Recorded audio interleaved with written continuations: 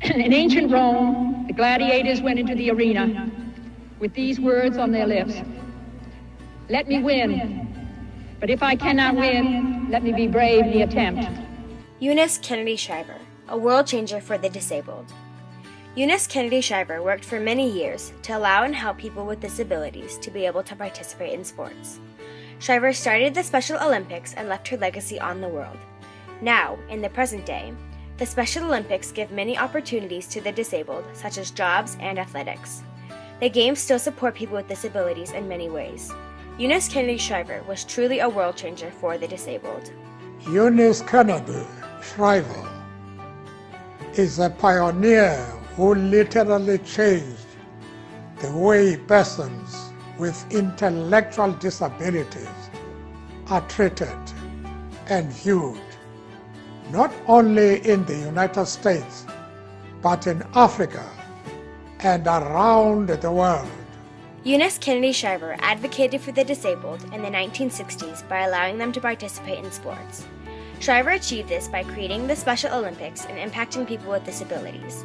Her motivation for helping the disabled came from the desire to help her sister, Rosemary Kennedy, who was born with intellectual disabilities. Eunice Kennedy Shriver's lasting legacy in America has enabled millions of people with disabilities to engage in athletics and be included in society. Growing up with 8 siblings, John, Wilbert, Ted, Rosemary, Jean, Patricia, Joseph, and Kathleen, Eunice grew a strong relationship with her family. One way that the Kennedy family would enjoy their time was through sports. Athletics were a major part of Eunice's childhood. She especially enjoyed swimming, sailing, and touch football. However, not everyone in the Kennedy family was able to have this freedom to play sports. Rosemary Kennedy, Eunice's older sister, was born with intellectual disabilities. Rosemary often experienced many different challenges with playing sports around her family because of her disabilities. Rosemary had an IQ level of between 60 and 70, which in adults is the same as an IQ level in an 8-year-old.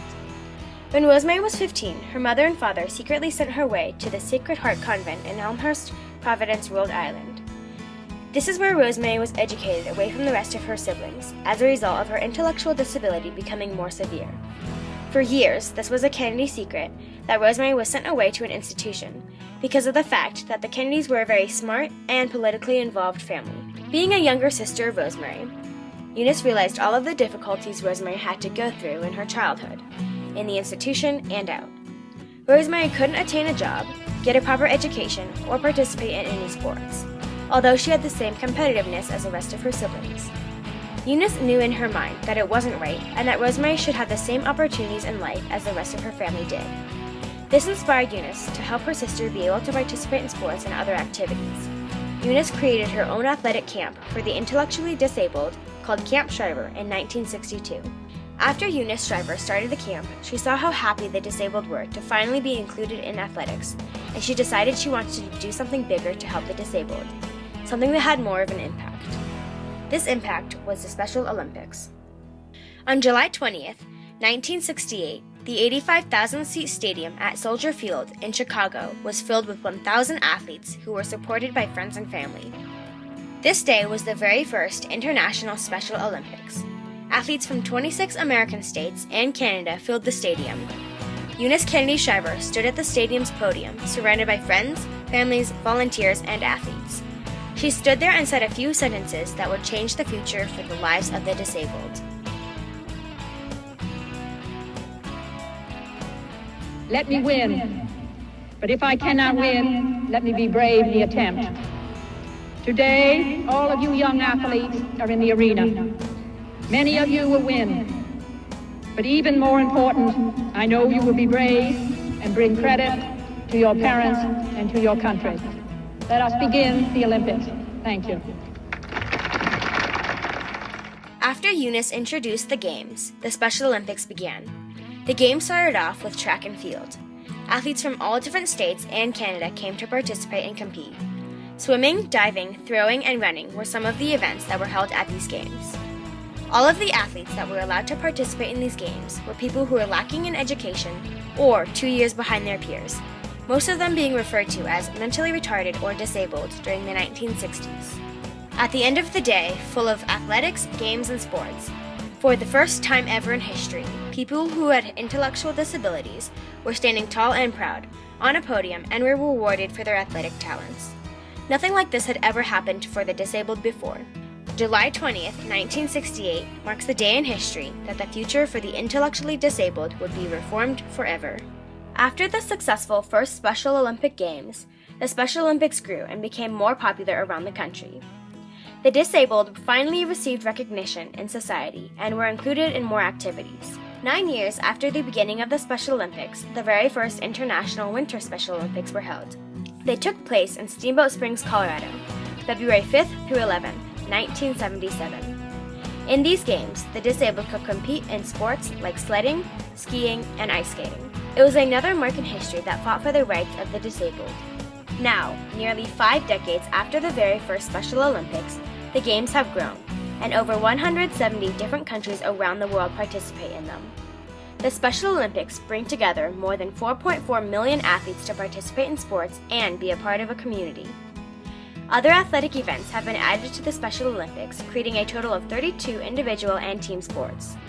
These games provide different trainings and competition for people with intellectual disabilities, allowing them to learn and grow in ways that they have never experienced before.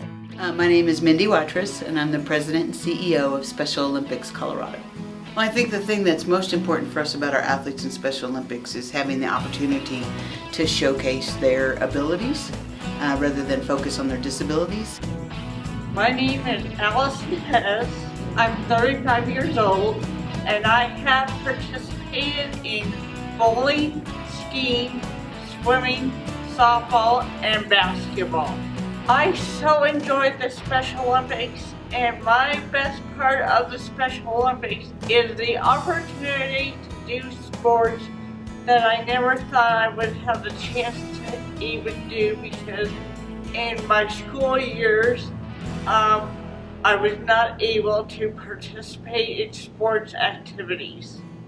In the early 1900s, before the Special Olympics were created, there were no schools, clubs, or activities that the disabled could participate in.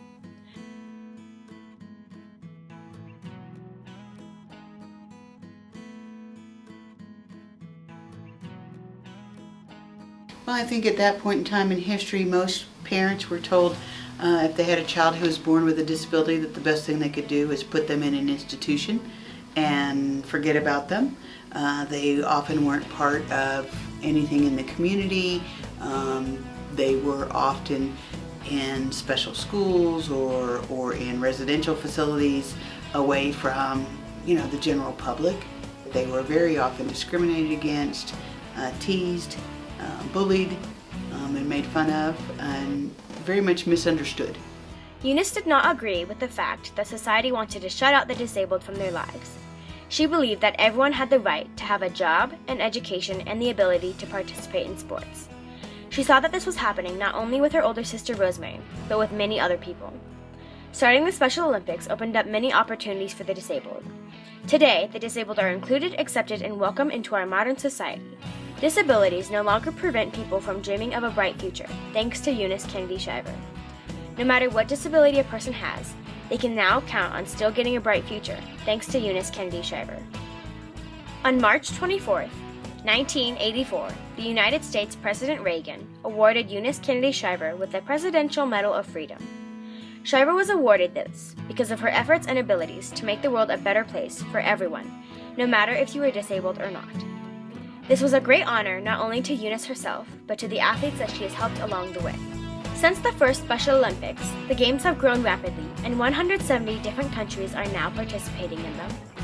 Not only are the disabled in America able to participate in sports, but now people from around the world in countries like China, Brazil, Switzerland, Africa, and many more have this opportunity as well. Eunice Kennedy Shriver has changed the way people see the disabled in America and around the world. On August 11, 2009, Eunice Kennedy Shriver passed away. Shriver's dedication and hard work ended up changing the lives of many groups of people and individuals. Even though the leader of this legacy has passed away, Eunice Kennedy Shriver's motivation to start the Special Olympics is still living today, in schools, jobs, athletics, and millions of people.